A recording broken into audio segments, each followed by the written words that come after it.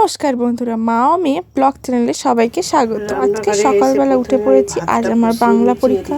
উঠে প্রথমেই মা ঠাকুর ঘর সেরে নিল। কেটে নিয়েছি আলু, আদা, কাঁচা লঙ্কা, পালং শাক কেটে নিয়েছি আর মাছটা নুন হলুদ মাখিয়ে রেখে দিয়েছি।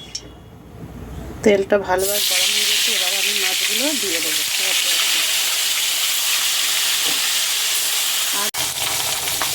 মাছটা এক পিঠ হয়ে গেছে, আর এক পিঠ ভালো করে হয়ে গেছে।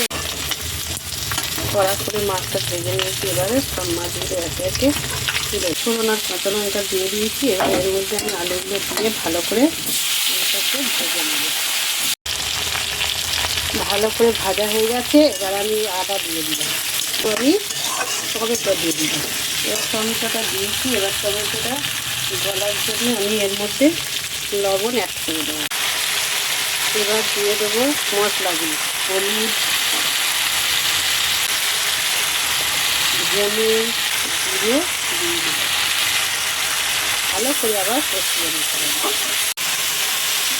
ভালো করে মশলাটা কষিয়ে নেওয়ার পর আমি শাকগুলো দিয়ে দিই। দেখুন পালং শাক কত কমে গেছে। এর করে ভেজে খাবেন। পালং শাক হচ্ছে খুব ভিটামিনযুক্ত শাক। এই শাক খেলে খুবই ভালো শরীরের পক্ষে। তাই জন্য আমি এটা ঝোল করে খাচ্ছি। এই ব্যাপারে জল দিয়ে দিলাম। এদিকে ঝোলটা আমার ফুটছে। এদিকে আর একটা কড়াইতে তেল দিয়ে 5 ফোড়ন, শুকনো লঙ্কা, কাঁচা লঙ্কা দিয়ে দিয়েছি। এবার দিয়ে একটা তরকারি করবো, তাই এটাকে আমি দিয়ে ভালো করে ভেজে নেব। এবারে এদিকে আমার ঝোলটা ফুটে একদম হয়ে এসেছে। এবার আমি মাছগুলো এর মধ্যে দিয়ে দেবো। দিয়ে আরেকটু নাড়াচাড়া করে দিয়ে একটু সবজিটা আমার ভালো করে ভাজা হয়ে গেছে। এবার আমি এর মধ্যে দিয়ে দেবো একটু আদা দিয়ে আবার আদার কাঁচাটা যাতে না থাকে সেইভাবে আমি কষিয়ে নেব সবজির গায়ে। এবারে লবণ দিয়ে দিব। মশলার মধ্যে হলুদ দিয়ে দিলাম, জিরে দিয়ে দিয়ে ভালো করে আবার কষিয়ে নেব। সুন্দরভাবে কষানো হয়ে গেছে। এবার একটু জল দিয়ে দিয়েছিলাম। এই নিরামিষ তরকারির মধ্যে আমি একটু ভাজা মশলা অ্যাড করে দিলাম। ভাজা মশলাটা যদি আপনারা বলেন আমি দিতে পারি। কী করে করেছি আমিও দেখাতে পারি। আমার ঝোলটা হয়ে গিয়েছে। পাতলাভাবে পালং শাক দিয়ে মাছের ঝোল করেছি, দেশি মাছের ঝোল। এরপর ভাত, মাছের ঝোল আর সবজি আর পেঁপে দিয়ে খেয়ে স্কুলে চলে গেলাম। পর সন্ধেবেলা একটু চা আর বিস্কুট খেয়ে নিলাম। নিয়ে কাল আবার পরীক্ষা, কাল আবার ইংলিশ পরীক্ষা। ইংলিশ পড়তে বসে পড়লাম। আমি কেটে নিয়েছি আলু, ডাল সিদ্ধ করে নিয়েছি। এদিকে পেঁয়াজ, কাঁচা লঙ্কা, টমেটো কেটে নিয়েছি আর 2টো ডিম নিয়েছি। কি করতে করি দেখতে থাকুন। আমি কড়াইতে প্রথমে সব কিছু দিয়ে দিয়েছি। ফোড়ন দিয়ে শুকনো লঙ্কা ফোড়ন দিয়েছি। তারপরে দিয়েছি পেঁয়াজ, কাঁচা লঙ্কা আর টমেটো। ভালো করে আমি এটা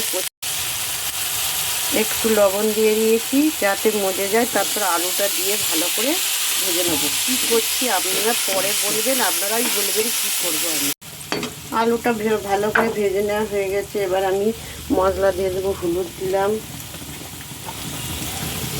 জিরে গুঁড়ো দিলাম, ধনে গুঁড়ো দিয়ে ভালো করে আবার ভেজে নেব। ভালো করে ভেজে নেওয়া হয়ে গেছে। আমি তারপরে এর মধ্যে জল অ্যাড করে দিয়েছি। দিয়ে এবারে এটা আমি চাপা দেবো। ফুটে উঠেছে। এর মধ্যে আমি ডাল দিয়ে দেবো। এটা হলো ডাল আলু, খুব সুন্দর খেতে লাগে রুটি দিয়ে, তাই জন্য আমি এটা ডাল আলু করলাম। এবার রান্না কমপ্লিট হয়ে গেছে। এবার আমি খেতে দিয়ে দিয়েছি ডিনারটা। যেহেতু আমার মেয়ের পরীক্ষা তো একটু রাত জেগে পড়বে, তাই জন্য আমি শুকনোই করেছি। ডিনারে আছে পরোটা, ডাল, আলু ডাল আর ডিম ভাজা। আলু ডালটা খুবই ভালো হয়েছে। আমি যেভাবে করেছি আপনারা সেভাবে করবেন।